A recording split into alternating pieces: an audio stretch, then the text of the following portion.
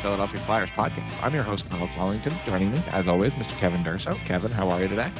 Doing well. How are you? I mean, listen, you and I have been doing this show together long enough that you know that when the Flyers go 3-0-1 over the span of a week, you know I'm doing pretty good.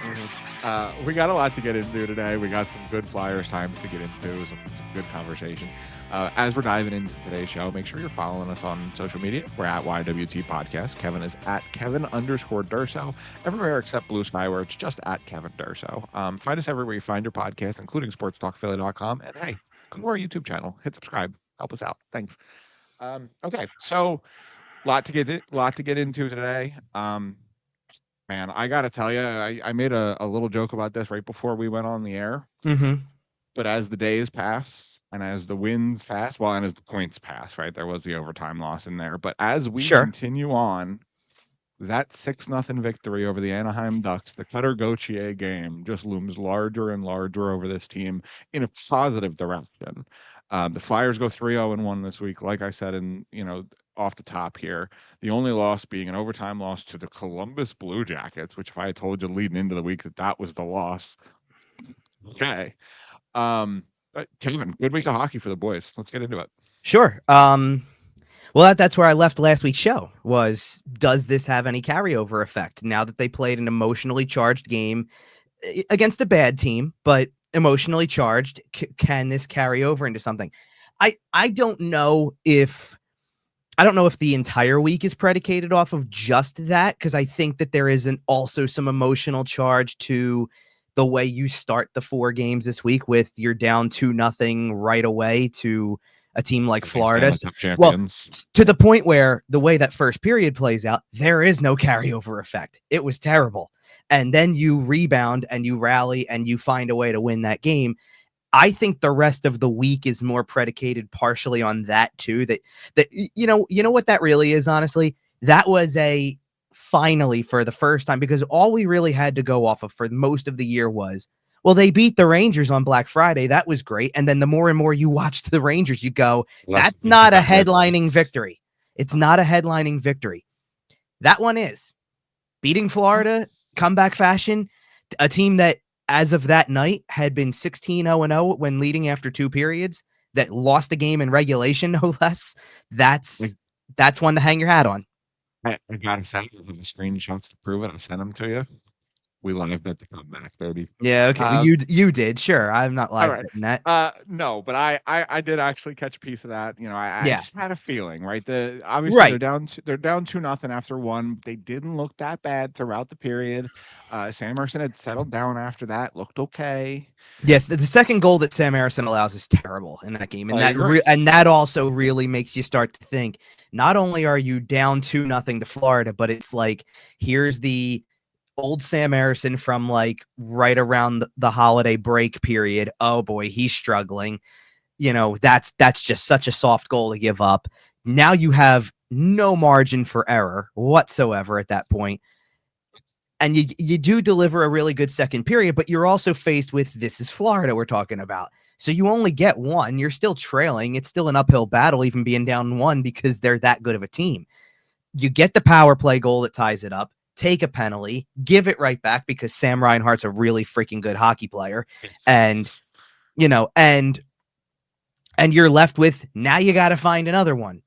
And you get a power play and you score on that one too. The other area that doesn't do anything has 2 power play goals against the defending Stanley Cup champions to tie the game up. And listen, this is not a nightly thing. And I'm not talking about the power play at this point. I'm shifting to the next piece of this equation. This is not a nightly thing. I'm not making a proclamation that this is truth for every single night.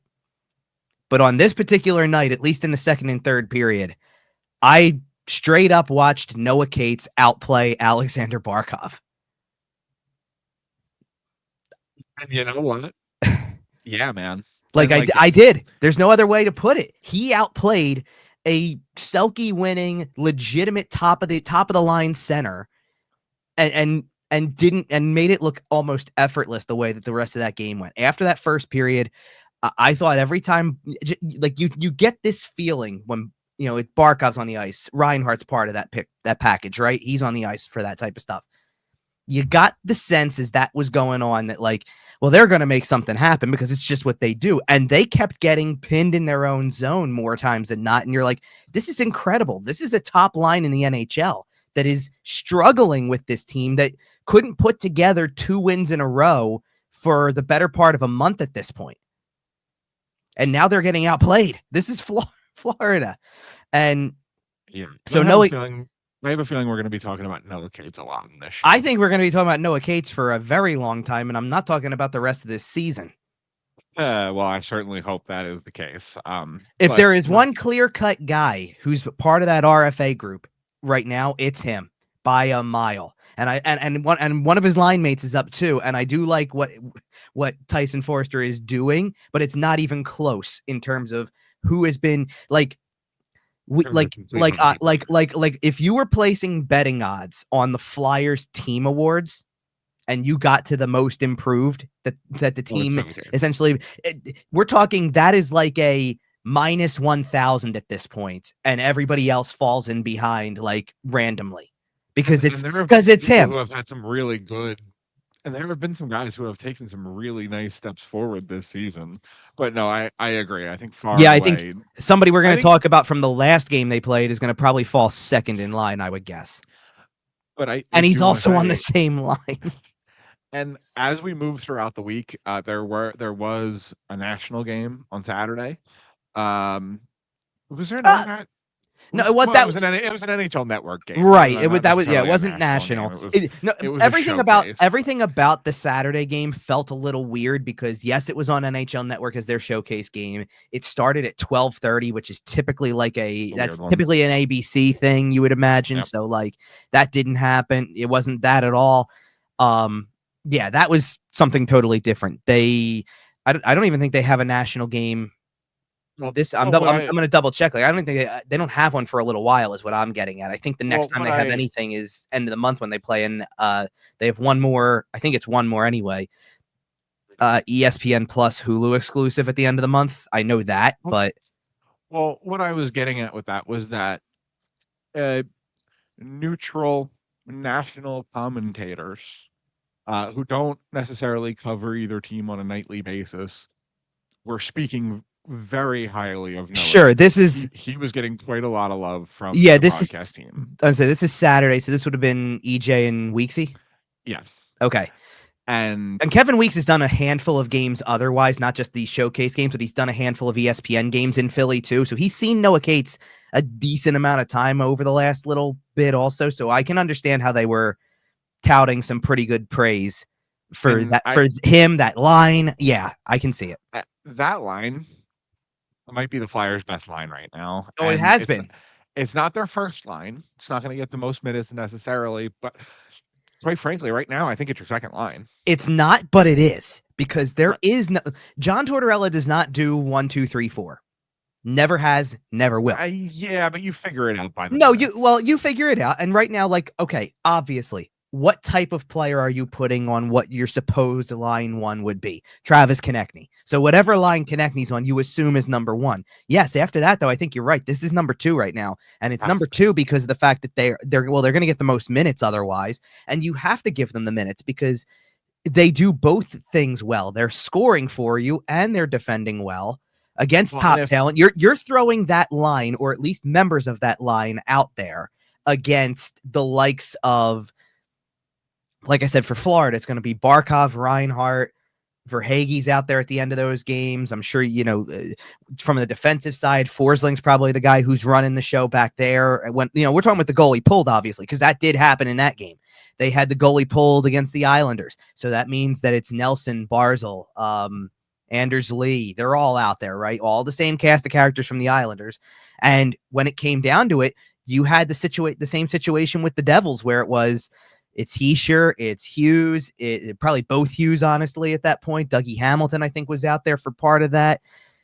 Jesper Bratt's out there. Palat, I think, is out there. Like, what group you're getting involved in when the goalie is pulled and who's trying to tie the game up. And that's who you want on the ice in those situations is, and I'm not trying to jump super far ahead, but Tyson Forster makes the play that seals the game on Saturday.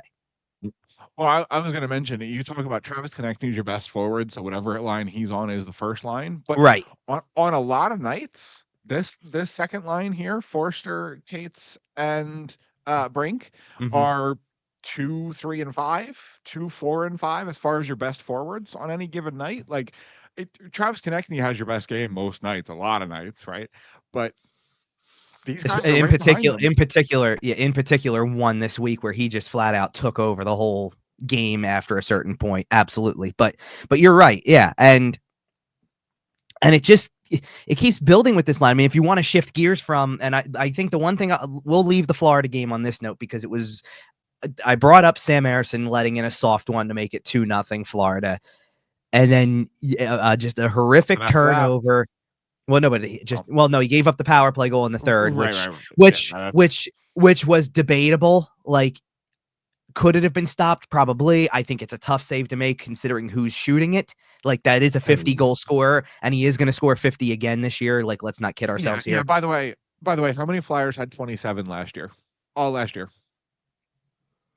Did anybody score 27 last year? Yeah, Konechny got into the 30s last year. Okay, Konechny got 30. I think Tippett got close. I'll check Tippett's. I'll check. You don't even need to. That's fine. Reinhart scored his 27 to the season on January 13th. Well, that's for anybody who wants to believe that last season, which was clearly his best, in a contract year, was a fluke, right? And I don't think that. No, it wasn't that at all.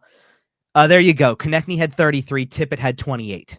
Okay, yeah, I thought Tippett did break 27, close, but yeah. And for what it's worth, gonna hit 30 for a while. Now, for what it's worth, by the way, and I hear you with the. Oh yeah, Reinhart got his 27. He's at 27, and it's January. What I'm saying is that's an elite scorer. No, and I'm not dismissing that at all. I'm just trying to throw out there is that I said Konechny had 33 last year, and he's got 21 on January 20th. Also, he's tied for 15th in the league. He's got the same number of goals as well. That's a little skewed because we know how much time Ovechkin missed. Ovechkin would have 30 if he didn't miss time. Alexander Ovechkin's insane. 28, by the way. But Konechny being tied with Nikita Kucherov is no fluke here. Konechny being 1 goal ahead of Connor McDavid is no fluke here. Those guys have played. How about this? How about this one? Konechny's one behind a guy like David Pastrnak. Like Pastrnak had what kind of seasons David Pastrnak has had. So this year for Travis Konechny feels a lot like Claude Giroux 2017. A little. I understand that. Where it starts to feel like he's putting himself in the conversation with the elite players in the league. I think, certainly there was one part of this where, because Austin Matthews actually said something about it, which just confirmed what I thought all along, because we sat there and talked about it when he made 4 Nations or bringing up the Olympics or anything like that, which is like when he goes and plays on one of these teams, makes an all-star team, now gets on 4 Nations, whatever it is, we may look at the other forwards on a Team Canada roster and go McKinnon, Crosby, McDavid, those types of names, right? Marner, how does he belong in that category? And I think that everybody else sits there and goes, what are you talking about? Of course he belongs. I think he's going to show you. And yeah. Oh, I think so. And quite frankly, he goes out there and does something silly. If they put him on McDavid's wing and he has 9 points in 4 games, something crazy, which I think is entirely possible, that contract extension is going to start to look real good. I already think it is going to look good. The question about the contract, it's not about the individual to me with his contract extension. It was about the rest of the team. If you're going to give that guy that kind of contract in that situation and not use him as a piece to trade to really re-up everything, because imagine if he wasn't under contract yet. If this is still a contract year and you've got a guy with 21 goals and, oh, by the way, let's do the point total also, where he's at 54 points. He's alone in 10th in the league. He's probably at that point, when you consider the point totals for everybody else who's above him and exactly what their status is with their teams, he's the number 1 guy on every trade board if he doesn't have a contract. Yes. You know what I mean? Where the team is at.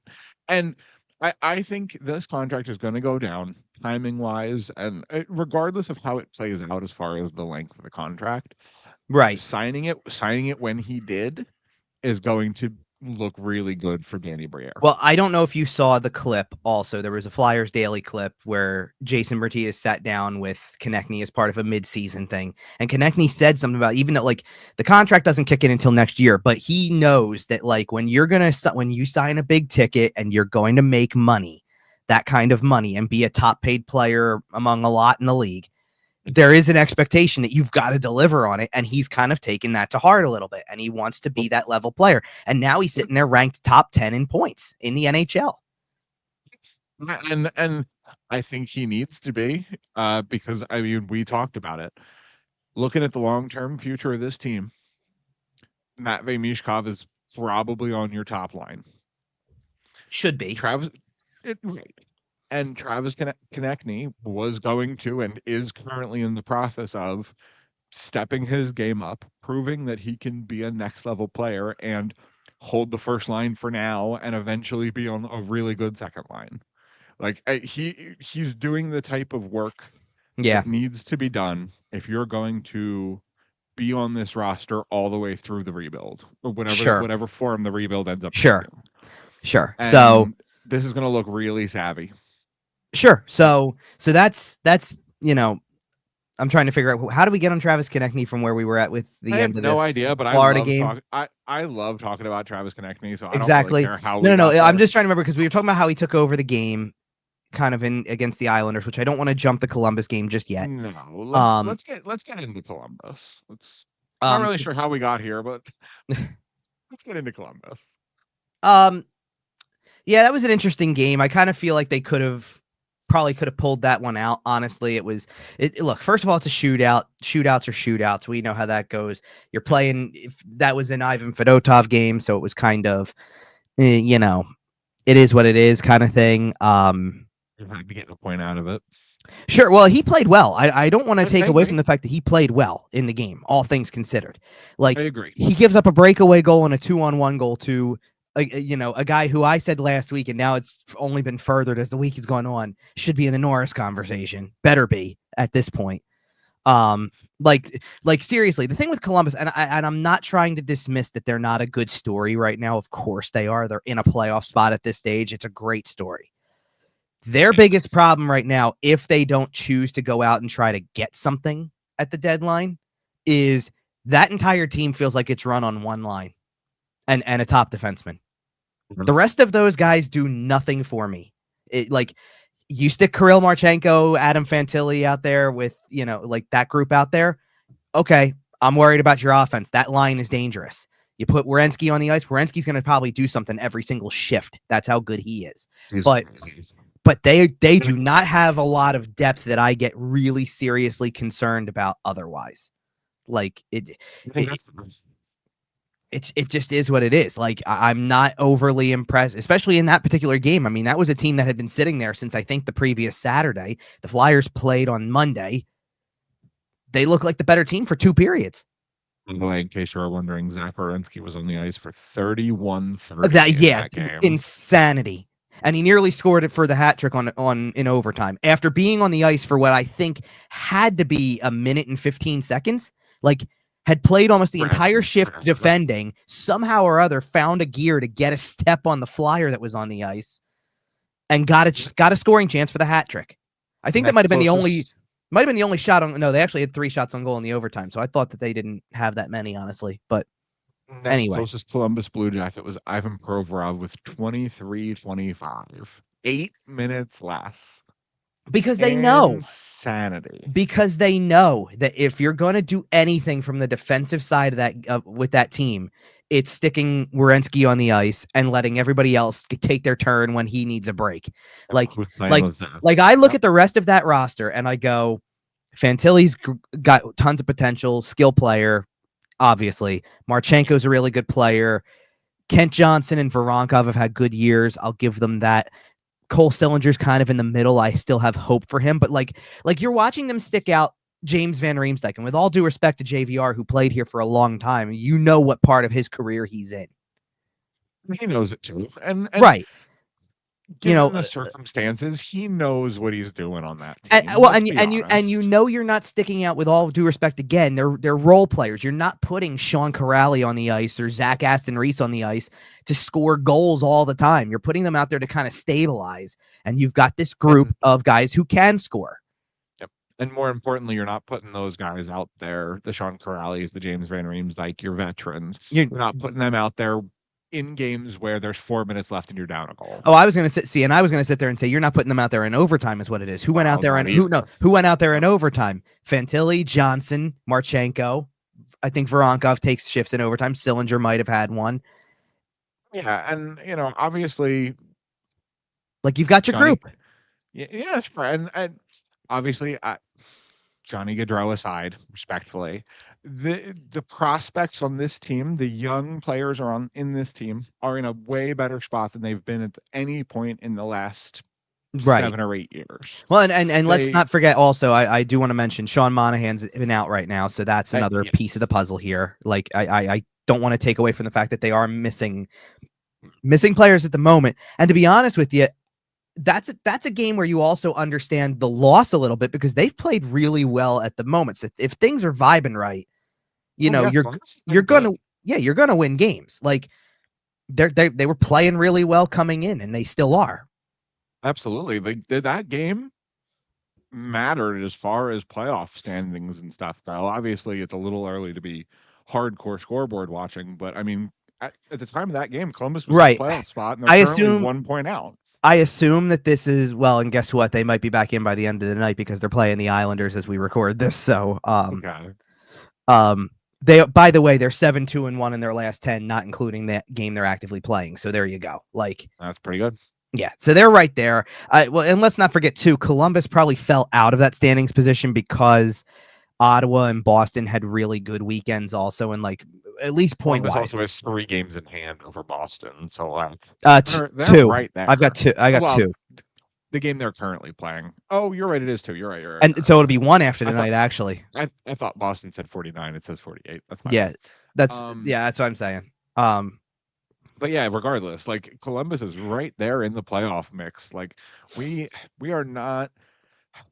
Moving forward, I believe there's one more matchup with the Columbus Blue Jackets this year, and we cannot look at that. Guess when it is? It's right at the end of the season. It's the last home game of the season. And at this point in time, obviously a lot can change. If they fall out of it, I expect them to sell some pieces at the deadline. Like, that might be a different team come the end of the season. But as we sit here now, which one? Well, both teams, but particularly Columbus.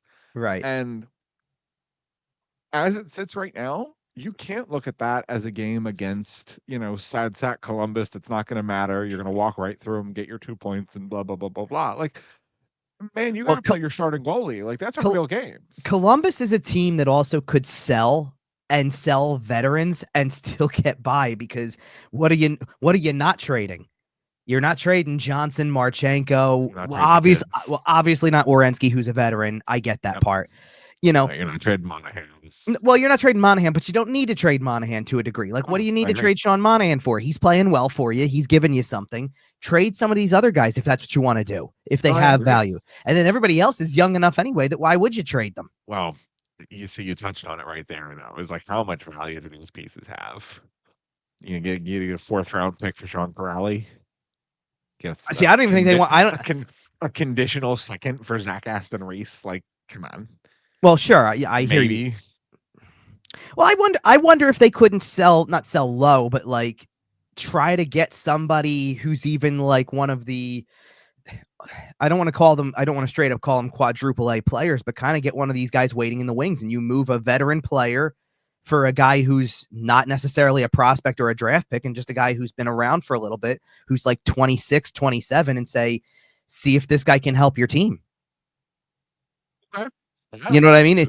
You tell me if you wanted to move, say, a JVR type and say you go play somewhere else where you're guaranteed to make the playoffs.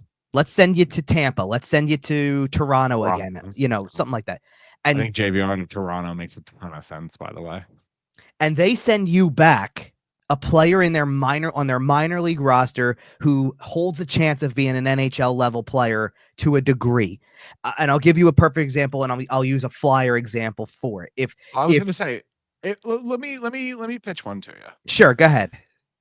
You're the Columbus GM. Okay. You call up Danny Briere and say, you send me Ola Lixel, I'll send you Sean Corrali. And maybe there's a small pick involved somewhere to even it out or whatever, but that's the base of the trade. Right. What do you say? What do you say to that? I mean, I don't know if Or the Flyers say that, but maybe. Well, okay, but let's say they're roughly in it come the trade deadline, and Danny wants to go add a depth center, but doesn't want to do anything crazy. Doesn't want to sell any. Yeah, that's fair. That would be a reason. Bonk here. That would be, well, the only thing I disagree with on that part of the trade is I don't know if Columbus wants to give up centers either. Okay. Like that, well, like Corrali's got his role. He's got his role in Columbus, and they like him. Okay, let's say it's Zach Aston Reese then. Well, then I'm probably not doing that deal for another winger. Not from the Flyers' perspective, but they have him listed as a center on here, but I get you. He plays wing there. Let's be real. Okay. He's played left wing every time I've done a game preview. He's on the left. Yeah, there's like 5 or 6 centers listed. You're right. Yeah. So, no, but like, okay, but you're in the ballpark. Like the guy I was thinking of is and I'm gonna pretend he's on another team, not the Flyers in this case, but let's say Toronto had this guy. And Toronto and Columbus work something out. All right, Toronto will take JVR back, and you trade. This is not an active roster trade at this point. And Toronto says, we've got Anthony Richard. Take him. I think Columbus would do a deal like that to get a veteran guy that may not be contributing as much and get somebody with a little bit more of something that fits their game and helps them and has potential. That makes sense.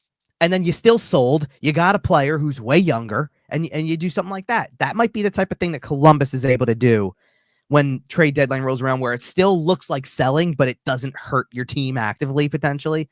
You know what I mean? So anyway, they have been a great story, and you know, it was just one of those games. You know, if it wasn't for Zach Werenski, if it wasn't for a couple of bad turnovers, you probably win the game. You know. Unfortunately, you lose the game. You still got a point out of it. At that given point in time, I believe that was because they had already they had gone 2 games in a row with no points because they lost to Toronto at home in regulation and they lost to Dallas in that really ugly game. But you were starting to feel better about the fact that it was like, okay, points in 4 of the last 6. A win would have been nice. I think if the rest of the week had gone differently, we really look at that game as a missed opportunity. It feels a little better now that it's part of a 5-game point streak and 2 more good games were slapped against it, kind of. You played 3 games in 4 days and you got 5 out of 6 points. Yeah. In the NHL, it doesn't really matter who the opponents are. You'll take that against essentially anybody. In the NHL, it doesn't matter who the opponents are because half the league is not very good. Half the league sucks. Right. I mean, I'm just okay, and this is what I think this is part of what I wanted to bring up because you brought up, okay, Columbus is a point out as we speak. They could be in it again by the end of the night, right? Like Boston just passed them this afternoon with a win to go a point above them. So Columbus can just return the favor and take Boston's spot actually with a point, not even with a win. So it doesn't matter.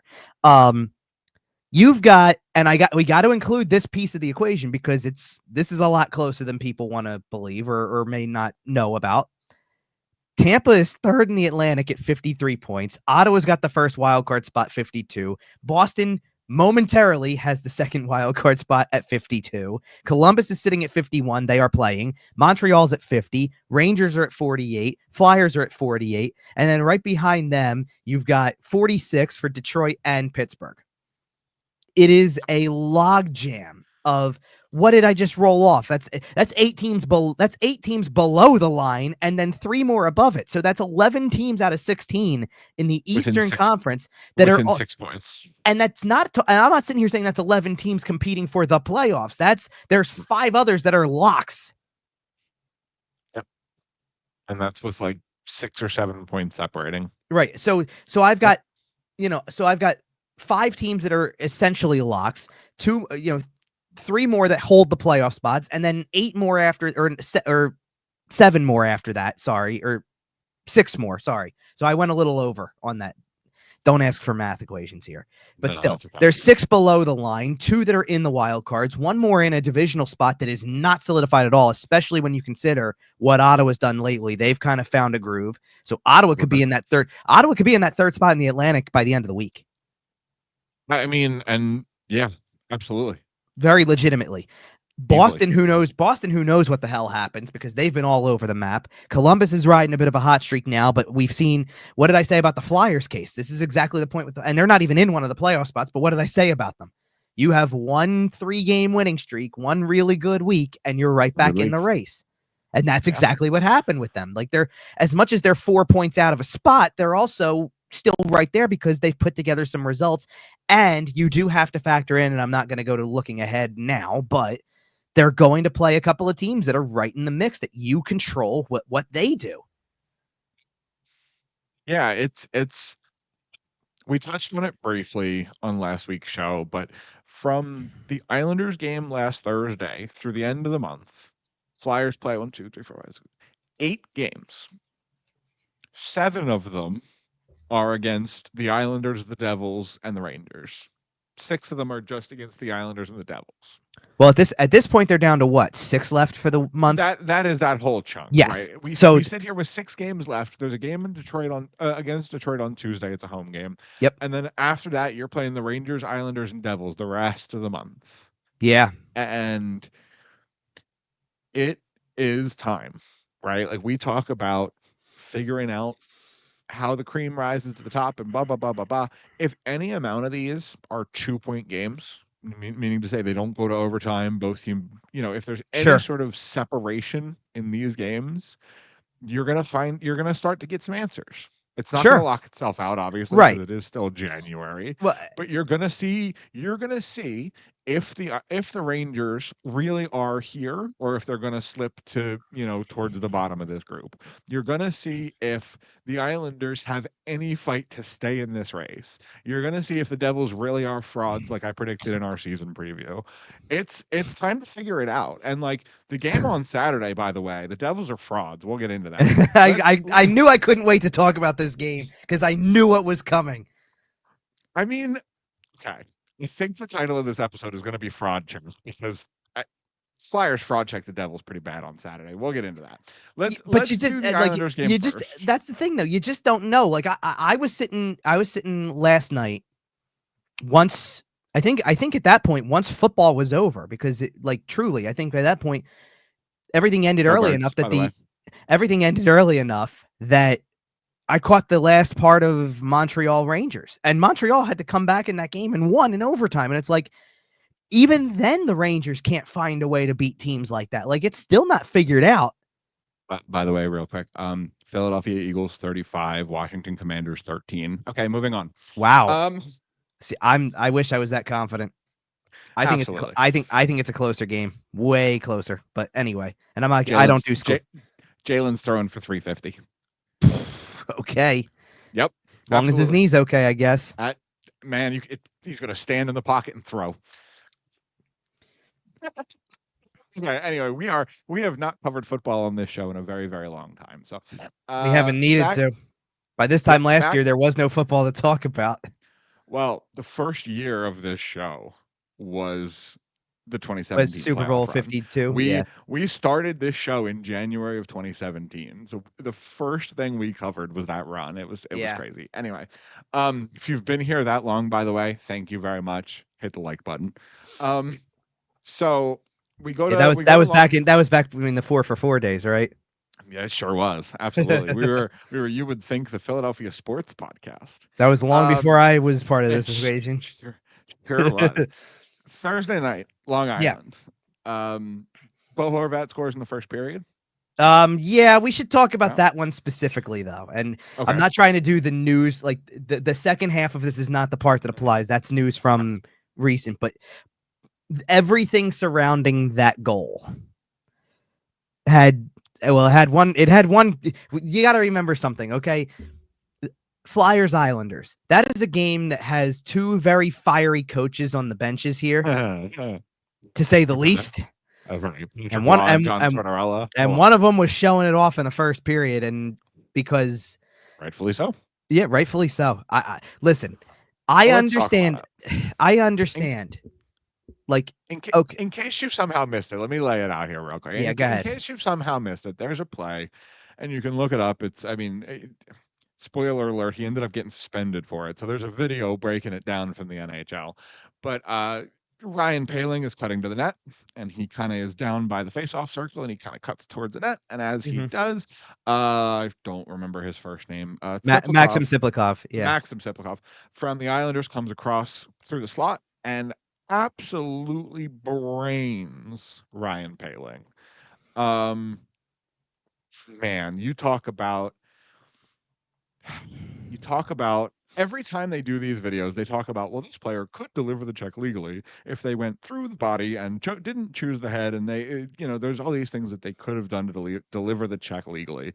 Yeah. And Ciplikov did zero of them. Here's the thing. You listen. Ooh. I'm sure if you slow it down, maybe he catches shoulder first a little bit. Here's the thing. Today's segment, or this segment of the show, is being brought to you by the word intent. You know what I mean? Yep. Because I don't think that doesn't change the intention. Even if he does catch the shoulder a little bit first, what's the intention there? I'm going to pile drive this guy. I'm going to put my shoulder through this dude's jaw. Right.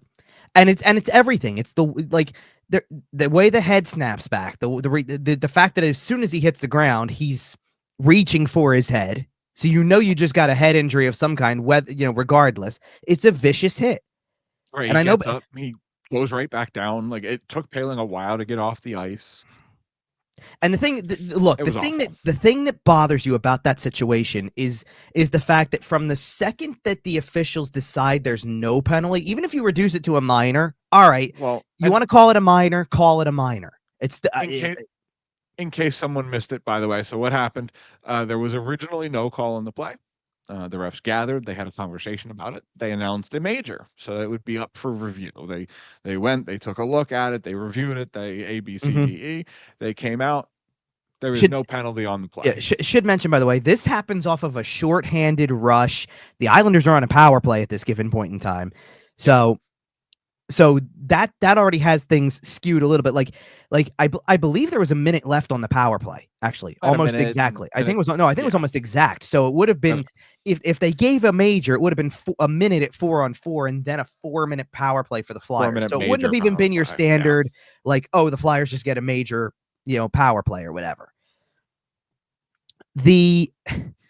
So they say there's no penalty on the play. And that changes the whole game. Well, and John Tortorella is livid. He wants to know what's going on. It always cracks me up because John Tortorella is not the tallest guy in the world. We've discussed this, right? Correct.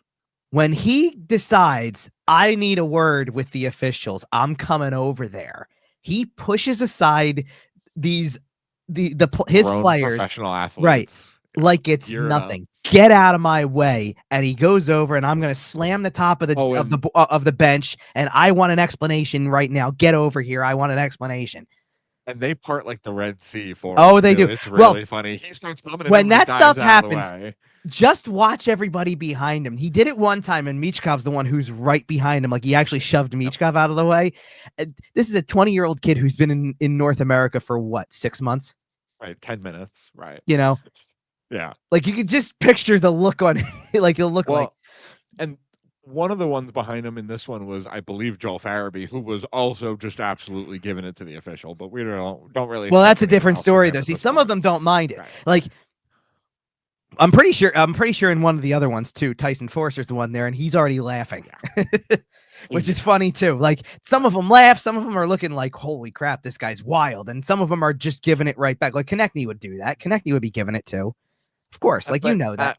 Regardless, it is really unfortunate to see. First of all, it's unfortunate to see the hit get laid. It's unfortunate to see Poehling injured on the play. Yes, but then from a systemic, league-wide perspective, it's really unfortunate to watch your referees skate over, take a look at the video, decide there's no penalty, right, and then the league, who theoretically the refs are representing in this situation, Right. right? And they look at it and go, "Oh, it's actually a 3-game suspension." And Siplikov will sit for 3 games, including this Friday's game against the Yeah, Flyers, the which first rematch. I can't imagine was an accident, by the way. Like, I think No. if the schedule looks different, I think Siplikov No, gets 2. and it was one of the most widely asked questions I got when the suspension was laid down was, how does he get suspended for something that he wasn't penalized for? And I had to explain, based on the rule book, those video reviews for a major penalty are not conducted by league officials in Toronto. There are people in the room that make sure that the officials on the ice are getting every possible angle, but that is as far as the league takes it. It is the The complete referees discretion. do the Right, is the complete discretion of the officials on the ice. So, translation, a 3-game suspension given out a day after that hit was not penalized. Translation, they got it wrong. Yep. Well, They got it wrong. and the refs are ostensibly acting as agents of the league in this situation, right? Right. Like, they are upholding the league's rule book. So I am sure Gary Bettman and whoever's in charge of the referees union and Tim Peel and all that are whoever are all very upset, that this referee has embarrassed the NHL in a manner of speaking, right? Because we have a different standard of, well, I mean, it's not a penalty, but you suspend him 3 games for it. It's Yeah. very strange. But regardless, the effect it had on the game was that by going uncalled, and we've seen this happen kind of throughout hockey's history, is when a dirty play is not properly punished, the players will tend to police it themselves. And for a long period of time in this game, quite frankly, the Flyers forgot the puck existed when Siplikov was on the ice, because everybody from Tyson Forrester to Garnet Hathaway to Sean Couturier to Scott Lawton, everybody gave Siplikov a whack or a Right. word So or a shove or a glove or the entire game. So as far as I know, the power play goal was scored with 1 second left on the power play, by the way. Okay. Which by the way, you could see coming from a mile away, because it shouldn't have even been a power play anymore, even if you just give them 2 and leave it at that. Okay, fine. And right after the Flyers were playing emotional at that point. Like, well, sure. The Now goal's that, done. well, yeah, because that's the point.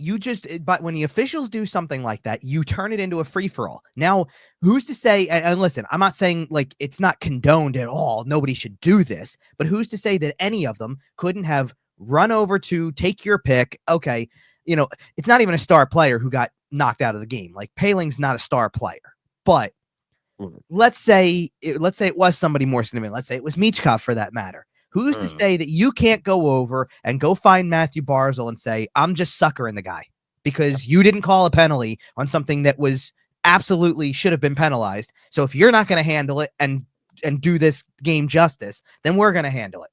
Exactly. And quite frankly, if it was Matvey Michkov, I would have called Garnet Hathaway's lawyer ahead of time. Because that man was gonna need Long Island bail money. Let's be honest.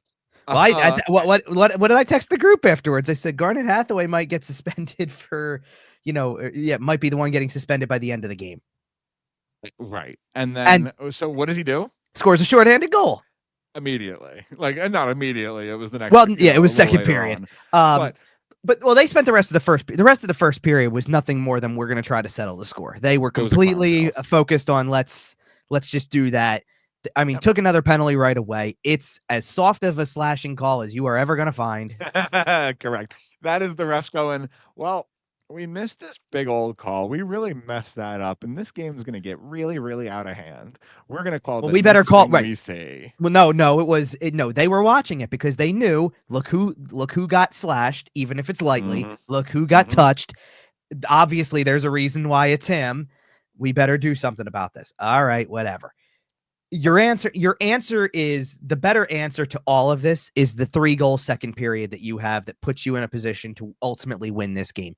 And I'm going to tell you, over the course of that second period, as the Flyers outshot the Islanders 11-6, as the Flyers score 3 goals, as the Flyers score a shorthanded goal.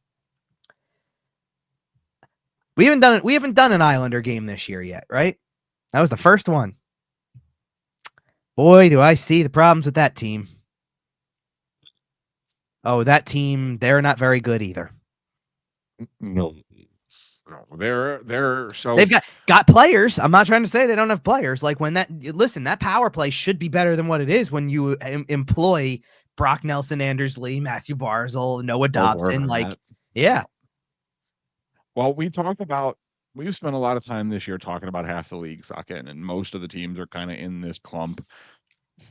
Unfortunately, the Islanders are starting to separate themselves and not in the positive direction. No, they're like bottom feeder material almost. They're 15th in the East.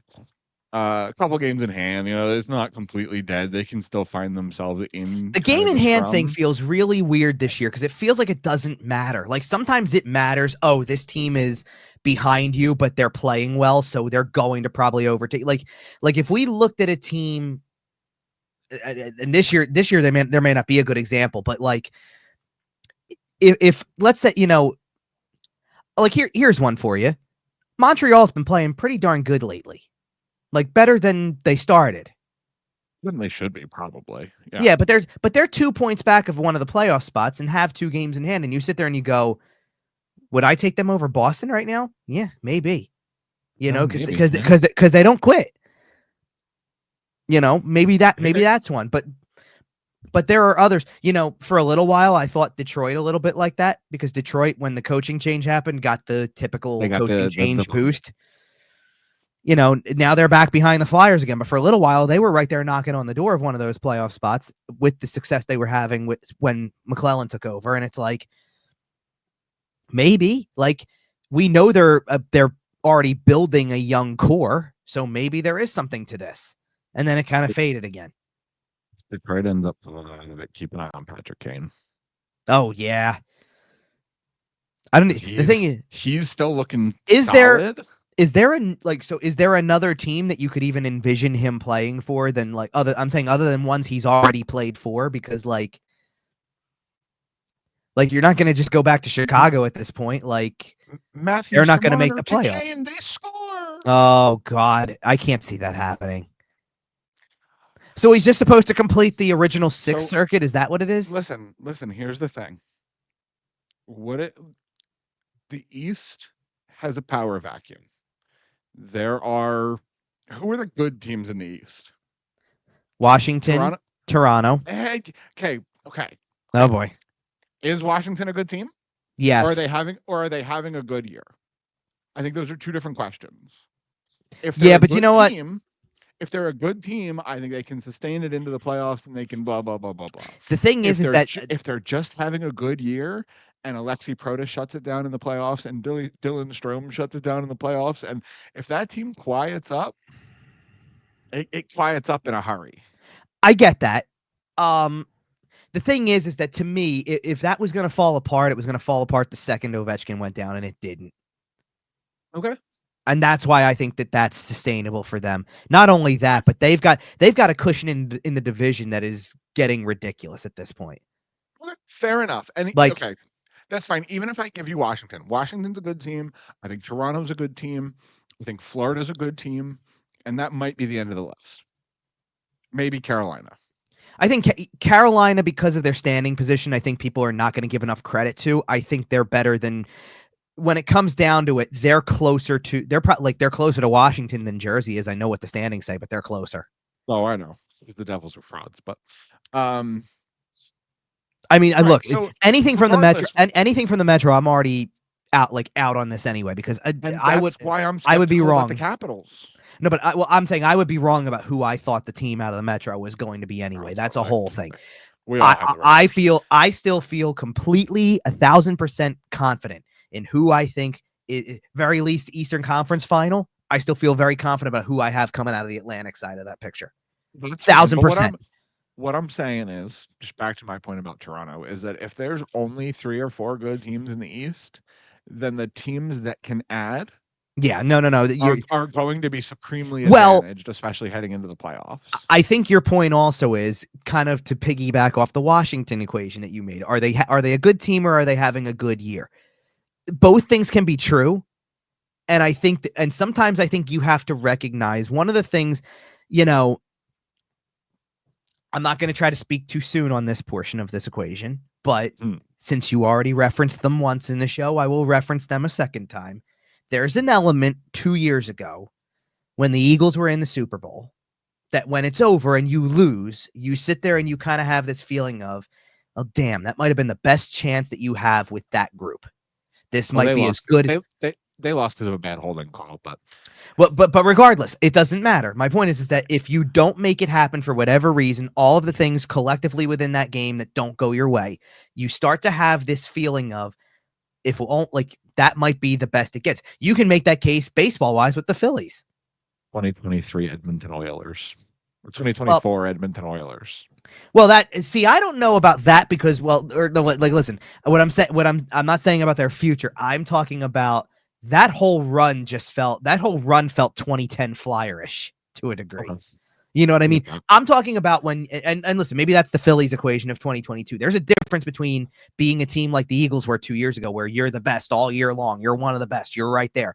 And because of how well it's going, you go, maybe that group just doesn't get back there. Maybe like the next time you're having Super Bowl conversation is not this coach, is not this quarterback, is not this guy, is not that guy. And I get it. In the NFL, that stuff changes over every 3 years, practically. It might as well, right? You could revamp your entire team in 3 years. Hockey is not like that. You better have a core in place that does it for a while. I get that. But you do start to have this feel like sometimes you're just putting together a year. Like, do you think here's a great example. And they ended up winning a playoff series the following year anyway, but still, let's just qualify it. You think Boston looks back on 2 years ago and says, man, we had the greatest regular season ever. It was the last, it turns out to be the last year of Bergeron.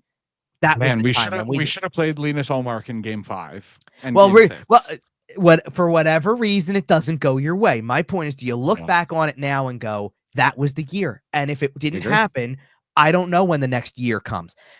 There's an element where a team like Washington has to start thinking that way. We're having a year. We better play all the right cards in the playoffs and try to avoid the letdown from a great regular season. Because, man, does it feel like a year right now. Like, they are far and away the best team in the NHL. And it's not even by point total. Like, there's teams with about the same number of points that they have, but points percentage, they are far and away the best team. Like, it is not even remotely close. It's crazy to think because the last couple of years the Capitals have kind of been, well, Ovi's getting the goal record. That was kind of the main focus of the team, and it certainly looks like that's going to happen. By the way, that mission seems like it's going to be a success, whether it's this year or next year. It does at this point seem inevitable. If it's next year, it's early next year. That's what I'm saying. And well, I mean, listen, the guy's 400 years old. Knock on wood. He could get hurt again. I'm knock on wood. He also heals like a machine, though. I know. So are you? Listen, this whole conversation started with speculating on where Patrick Kane's going to. Are you saying left wing Alexander Ovechkin, right wing Patrick Kane? No, I'm not saying that at all. Holy smokes, that power play gets crazy. But I think to your point, though, if there's so few teams in the league that feel that way, like, do you think Toronto doesn't think that way too? I agree. No, I listen. This might be and I'm not trying to make it out like, oh, it's the year. Like, I know everybody, especially when you've been suffering as long as Toronto has. Yeah, for the first time in a long time, Toronto is not in LTIR. They are actively accruing cap space. I don't think that's an accident. I think Toronto's going to do something at the deadline. Let me ask you this: where do you draw the cut line on this group of teams? Because I have mine. Well, I just spelled it out in the East. I think there's 3.5, depending on if you give Carolina the credit. And fair. Then as far as the West goes, I think Winnipeg's a good team. Yep. I think Vegas is a good team. Mm-hmm. I think Edmonton and Minnesota and Dallas. So it's top 7. You're giving the top 7 in the league. And then I might even give it to Colorado too, but nah. Colorado's a tough one. Like what I'm looking It's- at when I look at this. so much raw talent on that team. I have to Right. assume No, it turns into something. what I'm looking at is I'm just looking at points percentages. Okay. Strictly looking at points percentages, and I draw the cut line. Like Carolina's on the verge. They do need to figure some things out, but I think they should be. Maybe they're the team that adds, honestly. Maybe they're the team that sits there and goes, we need more to compete with everybody above us. We need to add something. Do they have the money to do that? I know. Well, we'll see about that. I look at a team like, and they're not even top 10 in the league. But LA is a sneaky team because of the points percentage, because of all the games they still have to play. They're sneaky. I'm not saying that means, like, I'm not calling them elite. No. I was looking at Carolina. By the way, Carolina's cap space, projected deadline cap space, $264,000. So they'd have to free something up or have. They're not doing anything major, right? Well, free something up. That's all. It depends on it depends on where you look. Yeah, I don't know. Anyway. You know where that comes from. I know exactly where it comes from. When if when Freddie Anderson has another injury and he ends up on LTIR. Okay. You know what I'm saying? You know what I'm saying? Yeah, absolutely. They are one injury away from being able to add. Yeah. But if that doesn't happen, then they're probably stuck. Maybe they think they're better because they have Freddie Anderson as a 1 or 1A, 1B. I don't know. Their whole goaltending situation perplexes me a little bit. It really just, there are nights where Kochekov looks great. There are nights where he looks terrible. I don't know. Goaltending is a mystery. We know. Sure. We have learned that in Philadelphia, and that's actually a great way to get us back on track to the Philadelphia Flyers because this was an interesting. I mean, we're still on we're still talking about the Islander game a little bit. It was an interesting game. They got through, to the lead. They give one back right away. Cam York scores, so that was a big deal. Huge for him. Yeah, that was a big goal for him. I agree with that.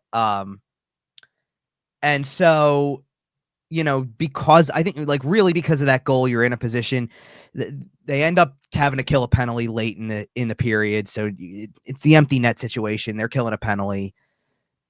They get scored on. It was weird too, by the way, because I'm pretty sure I'm trying to do this from memory, but I'm pretty sure that the Islanders had the league worst power play and penalty kill. Yeah, and their home power play is one of the worst of all time. Yeah.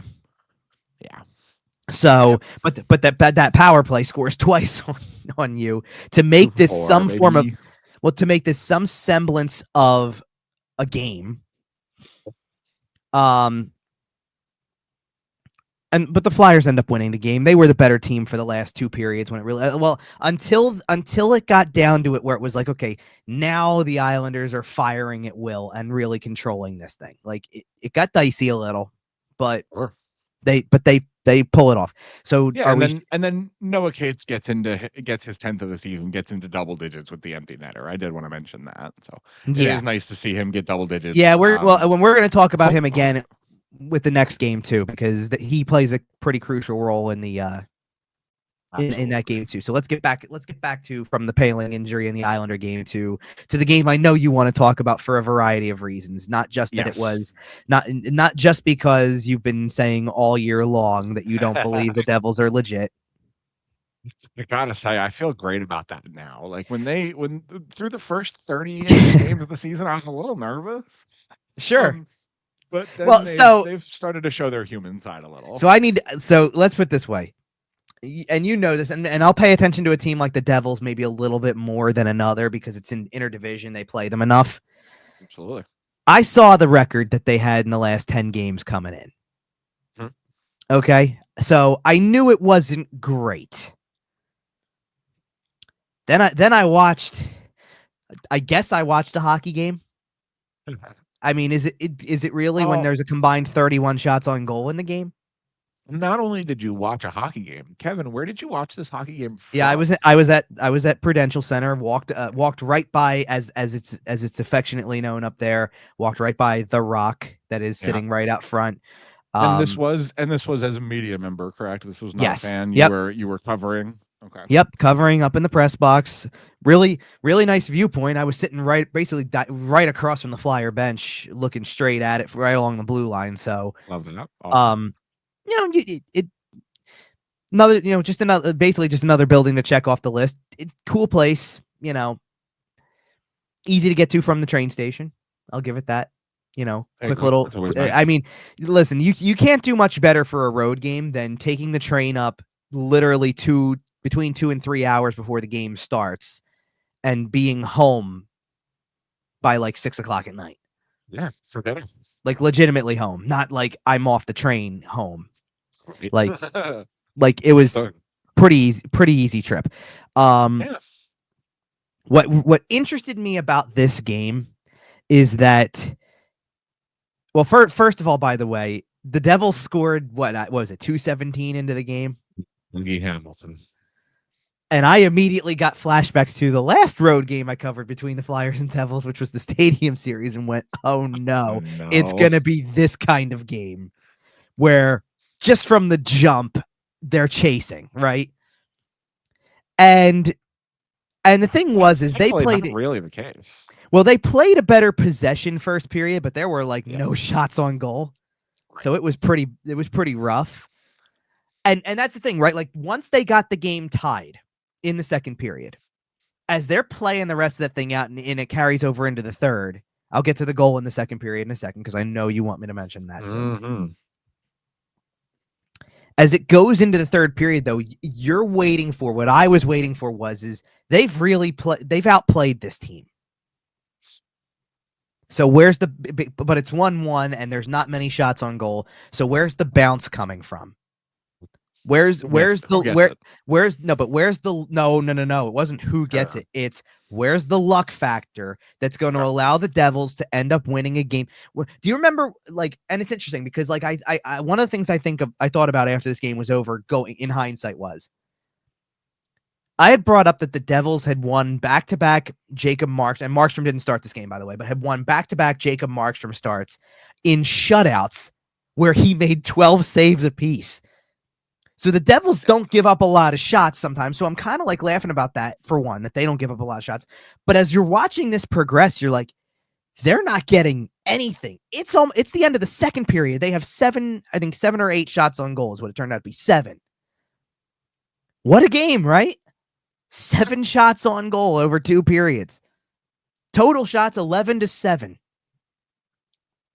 So you're just thinking. Listen, New Jersey fans are used to this, right? Oh, sure. It was a classic Flyers Devils game. Right. Like Martin Brodeur wasn't in net, but.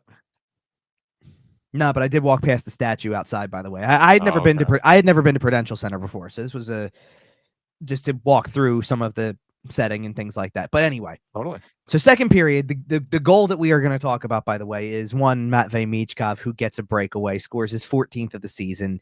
Another goal less than 2 minutes into the period, by the way. So everything's early. Now I will repeat the joke that I sent to the text group on here so I have done 2 road games so far this year, and good news for Flyers fans, I've got 2 more lined up before the end of the month, so you'll like where this is going. I go to Boston, and he scores 2 goals. I go to New Jersey, he scores another goal. This guy's got 14 career NHL goals, by the way, of which I didn't realize this until I actually went to go look for it. He's only scored 5 at home. Do you realize that? Yes, because we had this conversation on our last show that he hadn't scored 1 at home in over a month. We did have a conversation. Yeah, but he wasn't scoring, period, during part of that. So it kind of like blurs together for a minute. You go back and you slowly start to realize 2 in Edmonton. Where else did he have? He had 1 before they ever got home. He didn't score at home until I think it was his 4th of the year. Washington. He had 1 in Washington. Yep. Obviously, a lot of his overtime moments have come on the road. He scored in Ottawa in overtime on the road, scored in St. Louis on the road in overtime. Pretty much at this point, to me, the 2 most memorable goals that he scored at home, maybe 3. I'll give it a third, because the 3 that I can remember the most are the first one against Minnesota, because posed a little bit in front of the bench. He had scored against San Jose at home. because that was right after he had been benched for a little bit. So he comes in, he gets breakaway goal, and he scores. And the overtime winner against Chicago was at home. Those are the three that I can remember distinctly among all of them. And listen, does he probably? Well, actually, well, no. This was the same. This was the game from earlier this week. So does he probably have another one if that play goes according to exact plan? Probably. Like Morgan Frost gets the goal, but the whole setup was Drysdale for Michkov backdoor, and it just hits off his stick and sits there so Frost can clean it up. But he probably that's probably meant to be his goal. Ultimately, like that's what the play is designed for. So, all right, fine. All right, so that you get that situation. So now I've seen 3 of his other goals on the road too. Like I've seen all 5 at home. Because I think the other what were the other 2? He scored against Vegas and he scored against. There's another one. I'm just drawing a blank on which one it was. While you're thinking about that, I did want to mention that if any sports books want to partner with us to score, to For get me to a put the anytime goal scorer on when I go on the road. Matvey Mishkov anytime goal scorer. I mean, listen, we're available. I'm just saying we don't have any sponsors, and if you want to, we're available. You can email us. It's youwouldthinkpodcast@gmail.com. Okay. So. Oh well, no. Wait a minute. So how could I forget the last one then? I said I said Vegas because he had scored against Vegas at home, and then the last one would be the Anaheim goal from last week. Oh right. That's number 5. So there you go. Yeah. So now I've seen 3 of his goals on the road too. That's pretty good. Out of 9. 6. Yeah, right. Out of 9 that he scored on the road. So, like I said, so good news for Flyers fans. The next time they are on the road at this point, I will be there when they play the Rangers, and I will be there when they play the Devils again next week. So, listen, there's something going on if he scores against the Rangers, does not score against the Islanders, and scores against the Devils again on the road. Then we've got something to say about this. Listen, if you go to Madison Square Garden and he puts one in the back of the net, next week's show might be called the Kevin Effect, because that's weird. But regardless, this great shot by the way, on his goal. Just because you're waiting. He's good at that. Well, because you're just waiting for whatever he's gonna do, and he is, like picked his spot, a little bit of posting in, Absolutely. And I didn't get to see it because I just saw the puck go in and I'm immediately like looking back down to type out that he scored. So I didn't see the celebration right away. We've got something. My entire life I have loved a good stick twirl. Well, we've got a trend now. The stick twirl and the yell is really becoming something here. Yeah. So you get this game and you're waiting, like I said, you get into the third period of this game, you're waiting for the bounce, like the bounce that does not go their way, that they should win this game. Correct. And they've been the better team. And you're asking truthfully, I'm sitting there asking myself, how do they lose this game? Because it's just going to be the way it's going to go. The Devils are going to find a way, And sure enough, it happens pretty early on in the third period that it's like, oh, here it comes, 2-on-1. It wasn't even a bounce. It was just a good play. Yeah. Really. And before you even have time to consider who scored the goal, that is when and I had one of the guys from the station actually texted me afterwards and said something about can we give one of the stars of the game to the Flyers replay coach? And I immediately come back because we all know who, like by now, at least me, you start to know who some of the names of like the deep assistant coaches are and things like that. So I send back right away, Adam Patterson, one of the best. Caught that. Yeah, they caught that quick. Well, right. And I was watching the game with my wife and we were talking about this and I was explaining to her that at this point in time, NHL staffs are so good. They have entire war rooms set up themselves that are designed to catch this. Yes. At this point in time, when an NHL team is challenging for offsides, they have a pretty good idea that it's offsides. Obviously, goalie interference is a little bit of a coin flip. It's a little more nebulous, shall we say. This is a pretty clear cut one. But when it comes to offsides, you get this. The rulings are consistent. Yes. So the teams can base it off of those consistencies, right, and then create strategies so they only challenge it when they know they're right. There is crazy how that one. works. There is one. I already brought this up recently too. There is one reason that I don't like, or one thing I don't like about offside challenges, and that's that you can go back 40 seconds and look at an offside that really doesn't affect the play whatsoever. And that's the rule. There's nothing wrong with that being the rule. I'm just saying that's the one thing. That's the one caveat of it. Yeah, and that wouldn't have been a factor in this case because obviously it was oh no, this was immediate off a rush, right? So the offsides did directly kind of lead to the goal. So now, by the way, I want to let's get closer to the Flyer goal here because the minute leading up to that might have been like some of the first sustained pressure the Devils had for a while. Like the game is slowly shifting to they're picking it up. There's not a lot of shots still, but they're picking it up and they're starting to do the possession game. And again, I'm waiting for the bad bounce. Who's going to get that? Like, when am I going to watch Jack Hughes plant himself at the side of the net? The puck just shoots over to him magically on a bad, a partially blocked shot. And it goes in the perfect spot. So they win this game because they have Jack Hughes and Nico Hischier and the Flyers don't, right? Like, kind of, right? And I still don't know, thinking back to this, I don't know how, after the shift that they had just had defending the entire way for about a minute at least, how Owen Tippett finds a gear to get a step on a play that probably should have been a penalty shot. But probably timeout. I mean, I don't see a shot. I'm saying I don't see a shot attempt. I don't see a true shot attempt on that breakaway. So I think it should be flashed the whole way. Right. So it should be a penalty shot. Right. And it's crazy to me that that's not a penalty shot, but anyway. But you look at the situation after that and the amount of time it's left in the game and go, this is probably short of overtime. This is it. Like this is your chance. And they make pretty quick work of this. And it's funny because what's something we've talked about from the top here with this one line that they've got that's been playing probably better than any line they've got for 6 weeks now, that they're playing so well that you can just throw them out there together on a power play and say, just go to work.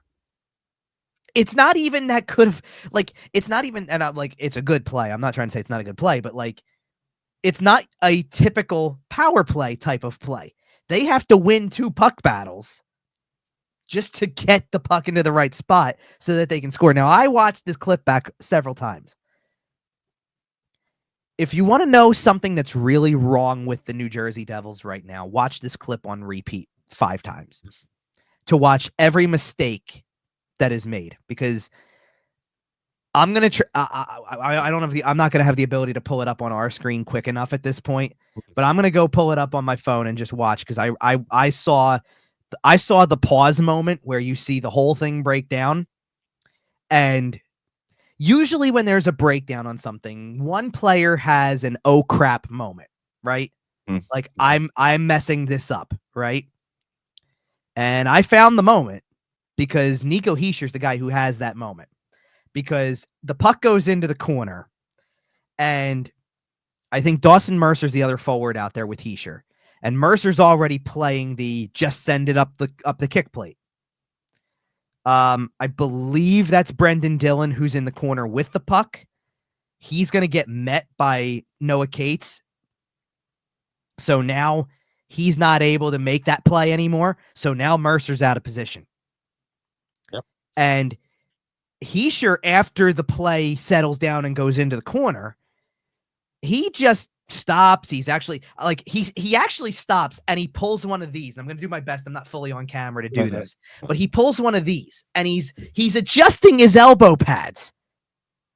Nico, right? You got to get your stuff to fit, Bobby. And is like, well, no, but I understand how that part happens, but I'm saying he stops and thinks that, I guess he thinks the play is handled in the corner, because it's not only Dillon that's over in that spot, but the other defenseman on the ice is making a break that way too. So now what's just happened? Both defensemen go into the corner. Hischier's kind of laxing his way through as the middle of the ice, and there's this big gap that Bobby Brink sees and goes, I'm going there. I'm taking off straight there. He kind of pulls a rover move for a second. He doesn't like just take off, but he adjusts his positioning to go back. And now Noah Cates wins the puck battle and turns it to his forehand. And he sure realizes I'm not there. The defenseman's not there. Oh no. And as Brink puts it in, he sure dives to try to make any effort to get there. He's not even close. And you just see as the moment happens, as everything shifts to the celebration of the goal, he sure actually puts his head into like his gloves for a second. Like, yeah, I messed up. Yep. It's your captain right there. And that turned out to be the game winner as the game kind of ended up going on from there. Well, that was a moment where like everybody, by the way, I do want to give some credit here or a shout out, because if you always like to ask me the road game experience thing kind of thing or whatever. As I was preparing to get on the train to go up, very nice mix of both sides fans leaving to go up and be attending the game. Mm-hmm. It was pretty evident to me when I left the train station that I got off. I don't know if I got off a train that just had a lot of them on already, or that there were just people at the train station who were starting, or they were just in an area around there. But I followed a good congregation over to that area. They all got in line at this one section. I kept walking to get to my entrance. But inside the building itself, pretty good, near 50-50 crowd. Like, really? The cheer that went up when the goal was scored was very audible. And I heard toward the end of it, as things were kind of playing out, I could pick up a "Let's Go Flyers" chant. It's always one. We love it. Like a very clear one. So very good crowd there. And they're just holding on at the end until they make the one play that they need to. Forster gets just enough to off the draw to poke it ahead. Now the game's really over as soon as Forster clears the zone there, because there was under 5 seconds left when the puck exits the zone. They're not clearing the zone and getting possession and all of that back before the clock runs out probably.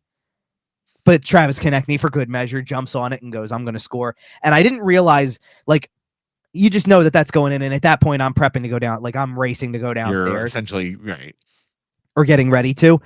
But I saw on the replay afterwards, Konechny was none too happy with Dougie Hamilton at the time, and I didn't know why until I really watched. He's slashing him the whole, or at least he attempted a big chop at the end, and Konechny at least got a glancing blow, if not, like, it wasn't much, but he looked back and was giving them everything, at that point. It's one of those things that, we've talked about here when these teams are going to play each other 2 more times in the next week and a half. Familiarity. Hamilton's looking for a pound of flesh. Konechny's going to be upset about it next time. That also stems from frustration, because let's put it this way. The Devils are not as bad of a team as they showed in that game. Not yet. Well, they played a bad game. I don't think they're as bad of a team as that was, because that was a lot of self-inflicted mistakes.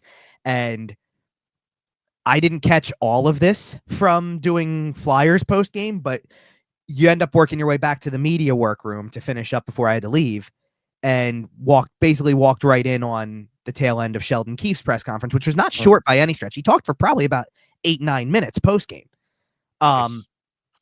where everything was execution's the problem. We're shooting ourselves in the foot. You got, like, the goal that they scored was with the 4th line on the ice. Dougie Hamilton scores the goal, but it was the 4th line on the ice. Are the top line guys trying too hard? He goes, "That's a BS excuse." Like, he sounds every bit like a coach who doesn't have an answer. I don't know what to do. We just got to be better. We can be, but we just got to be. And then they lost the next day. It turns out they're going through one right now where Carolina, if somebody was better in the Metro, they might, we might be having the same conversation about, well, Tampa and Ottawa. Watch out that they don't switch places. The Devils aren't falling out of 3rd place next week because there's not a margin for that to happen. But they're struggling. But continued sustained play like this, and you will eventually fall out of it. Like, there's enough season left that. And the catch is, it's not what it used to be. It used to Right. be they don't have a goalie. They can No score a longer an bunch of goals, excuse. but well, no, it's not that it's no longer an excuse. They lost 2 games this weekend, 3-1 and 2-1. That's what I'm saying. Yeah. And the Flyers one essentially was 2-1 because it was an empty netter with a second Hey, left. right. Your goalie only allowed 2 goals, right? Yeah. That by the way was, as if I'm trying to remember correctly, that was, if I'm reading this correctly, was your backup who hadn't started since January 1st, I think, Okay. who gave you a only 2 goals allowed performance. You know, you can't waste that start if you're the New Jersey Devils. Right. And then Markstrom plays fine the next day against Ottawa. It gives up 2 goals. They lose. All right. Since we're talking about goaltending, we do have one more kind of Flyers topic to touch on before we get to our looking ahead section. Yep. Kind of later in the week, as the week kind of progressed itself out, Fedotov got some playing time, and John Tortorella confirmed that at this current time, he is the number 2, and Alexei Kolosov has slid to the number 3. Tortorella indicated that he's not sure exactly what's going on with Kolosov, if he's going to get sent down or what the deal is. But at this point in time, Fedotov is your number 2, Kolosov is your number 3. Right. Well, and as it should be, because Fedotov has played well enough in his last handful of starts that at this point in time, I think you've got to stick with that. I think Kolosov that has looked rough in his last couple outings. I think at this point,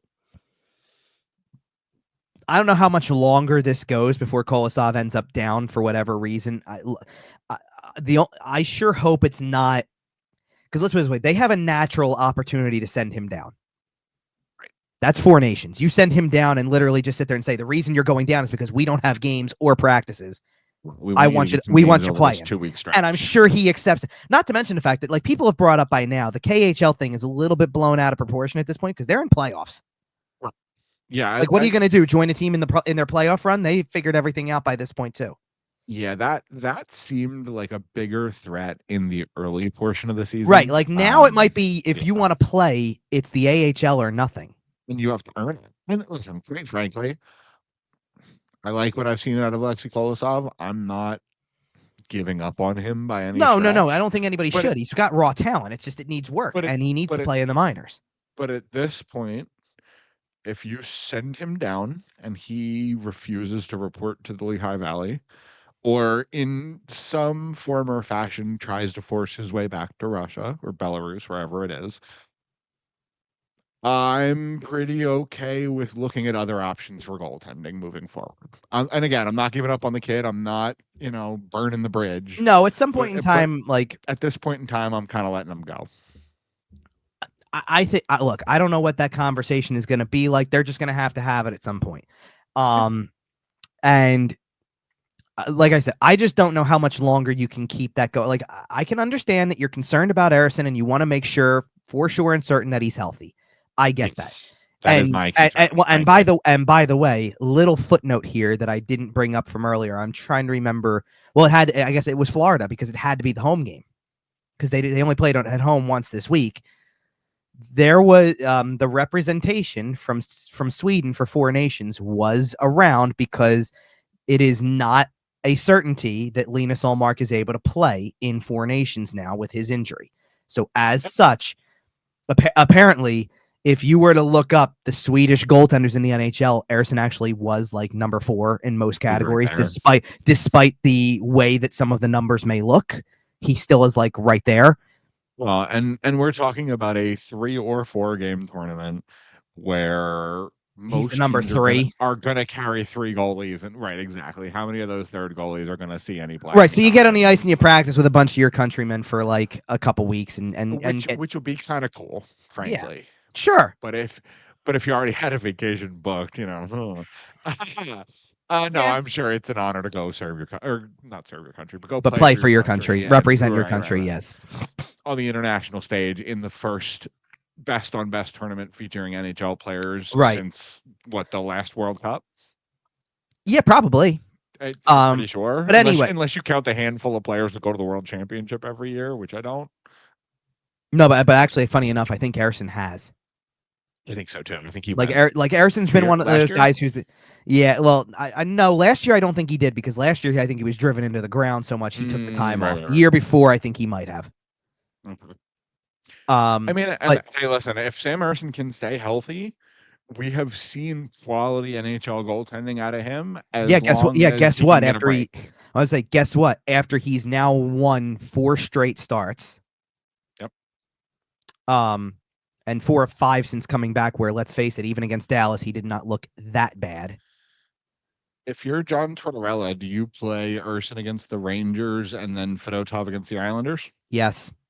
Okay. And let's use that to transition to our looking ahead schedule, because we've touched on it a couple of times during this show. Tuesday there is a home game against the Detroit Red Wings, and then Thursday and Friday the Flyers will be spending a lot of time in New York. Wait a second now. So I want to actually. I'm sorry. Yeah, Thursday and Friday. I don't know the answer to that question. The obvious answer is you want Ersson to play the better opponent, or what you think is the better opponent anyway. There's also an element, though. Just think about something for a moment. Fedotov against Shesterkin? Well, Fedotov's best game of the year, in my opinion, came against the Rangers. Right. And Ersson just played the Islanders last week and won. Yeah. Now listen, there's no rhyme or reason to this the next time this happens. Fedotov's probably playing the Islanders, and Ersson's getting the Devils twice. Yeah. And that might be the reason why I go the order that I did, because you just had 2 days off from games, right?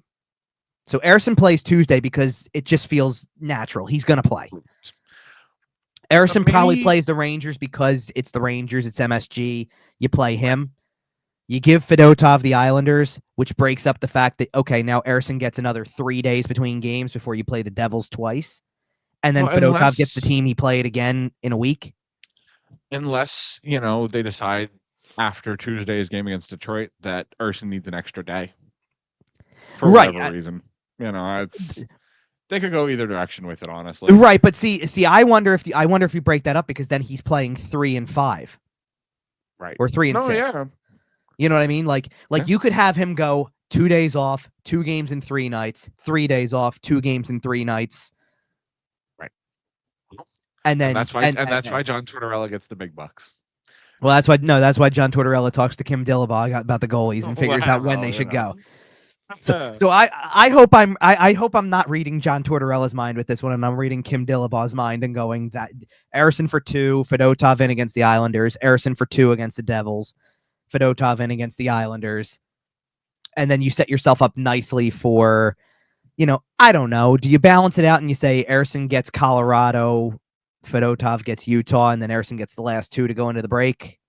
Looking that far ahead, maybe. Yeah. No, the reason I'm bringing it up is because this doesn't feel this way, but it's worth mentioning. They got the 3 games this week. They got 3 more next week. January's over. They play 4 times in February before Four Nations hits. No, and then do you realize that once that break hits, that's only 10 games. Yeah. Then after these next 10 games, they have 6 total, and then it's trade deadline. Well, and as I've mentioned on some previous shows, there seems to be a bit of a soft trade deadline for nations. And there's definitely been waiver activity. Well, what I was going to say is that if there is a Four Nations, soft trade deadline because you're worried about players getting hurt and blah, blah, blah, blah, blah. Well, only the guys who would be in it. I wonder if Rasmus Ristolainen's on the move. Well, fair enough. The problem is I don't think they want to do that right now. The problem, actually, you know what the real problem with that is? The problem with that is that I think there's a soft trade deadline for people who may be in Four Nations who are on contract years, and it's like the value is never going to be higher than if we decide to do this now. Whereas I don't know if Rasmus Ristolainen is getting moved this week before, or in the weeks before Four Nations, at the trade deadline, in the offseason, at all. And fun fact, there's no trade freeze during Four Nations, so he could theoretically get traded during Four Nations. Sure, I guess so. Yeah, why not? Yeah, that's a good point too, because I wonder how many guys, like Kolosov is a natural send him down play during Four Nations with the Phantoms material. I wonder if there's anybody else. Like, seriously, I wonder if there's anybody else on this roster that you could look at and say, like, like, listen, Stranger Things. I don't see. This is the thing. I don't know. Like, you could argue you could do it with Michkov technically, but I think with Michkov, you want him to have the break because it's more games than he's played ever in the KHL. So that's a different story. But is there a guy otherwise, like, and like short of the obvious choices, right? Like, short of if Ulixel is still up, that you send him down because, of course, you'd want him playing in the minors over those 2 weeks. Of course. Rodrigo Abels is going to get sent back down. Yeah, that's another guy who we should bring up really quick because he did get called. I don't need to pull the tab back up. He did get called up in place of. I was going to say, I think you did have the tab pulled up. He was called up for Paling. Paling was put on the IR. He did participate at practice today. It does look like he is going to make his NHL debut tomorrow. Yeah, so there were a couple things going on at practice. It was, so he got called up. Paling's obviously on IR. Scott Lawton was not at practice for personal reasons. And there was one other player. Eric Johnson was on maintenance, which is really neither here nor there because he hasn't played in a while. As a matter of fact, I don't know if you've watched these lately. This is a funny little thing. Yep. And Eric Johnson has now taken on a starring role in the Flyers pregame videos. Which is certainly, like, listen, hey, if I could replicate stuff like that, I would when I make my little pregame reels. But Eric Johnson either doing the swim meet or the just popping on the bench right in front of Brian Smith as he's trying to do his read. I respect the hustle. I respect it out of Eric Johnson. I think he's starting to set himself up for a little bit of a post-career media career type. Well, it's funny you should say that because he did do the broadcasting camp over the summer. Yeah, that's what I'm saying. And do you know how many? Do you know how many ex-Flyers did that camp? By the way, we talked about it before, but do you know how many did? Probably a bunch. Well, Johnson did it. Garnet Hathaway did it, and then there were at least two others that were like I think one of them was Nate Thompson, like who did it at one point in time, and like there are others too that like have not played in a while that are like, oh yeah, that guy. I think Michael Delzato might have been one of them. That's really funny. And the thing is that like Johnson certainly I've gotten to understand a little more having him be around the whole year, that you see some of the personality there and things like that. I could have told you at this point, this is his second season here. Not Johnson, I'm talking about at this point, but this is his second season here and there's more to come. And I could have told you after the first 2 months, Garnet Hathaway's cut out for a desk job. He is cut out to sit on the TNT panel and talk for 3 hours. Now, he is going to be some networked version of Paul Bissonnette, and he's going to be very successful on that. He absolutely has a future in that if he wants it, and I would give it to him in a second because he's very good at explaining things. I know we tend to lump the Paul Bissonettes of the world that have a role into like, well, that's all they know. No, Garnet Hathaway really knows what the hell he's talking about and can explain it very well. And I would be an absolute fit, and I would listen to every story he wants to tell. As the kids say, Hathaway knows puck. And that since we're talking about player futures, I think that is a good place to put a pin on it for this week. So 3 games this week, right? I was going to say we didn't really dive into Noah Cates that much. He had a great week. I thought Joel Farabee had a great week. I thought Bobby Briggs Joel Farabee coming back in the lineup after being benched for a couple was very impressive in the last handful. Yes, that's fair. And he came back with the right attitude as a veteran leader type of figure in this locker room. I think Joel Farabee had an excellent week just from a position on the team standpoint. Sure. And well, like you already mentioned the other 3, like that whole line had a great week. I mean, even I'm trying to think, because defensively, I want to pick out somebody too. And believe it or not, you know who's had a better week? Jamie Drysdale had a good, solid little week, all things considered. Not perfect by any stretch, but something to build on.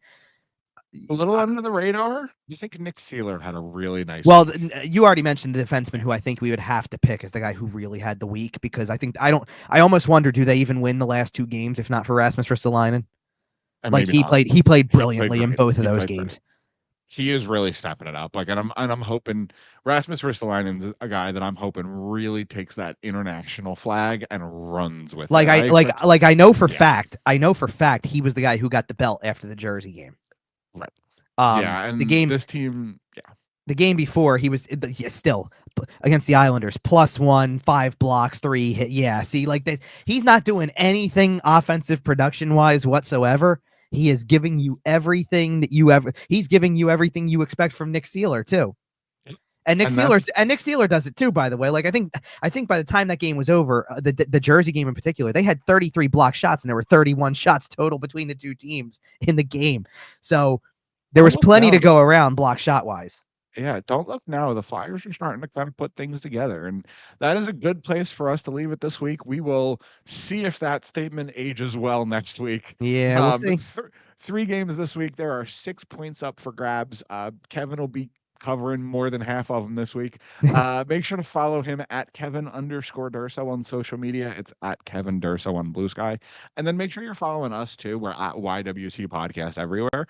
Find us everywhere you find your podcast, including sportstalkphilly.com. And subscribe to our YouTube channel. Hit the like button over there. Share it with your friends. We upload the audio version as well as a version with video. So check us out over there. Really helps us out. So other than that, we will be back next week. Roughly the same time, roughly the same channel. Until then, follow us everywhere. We'll see you.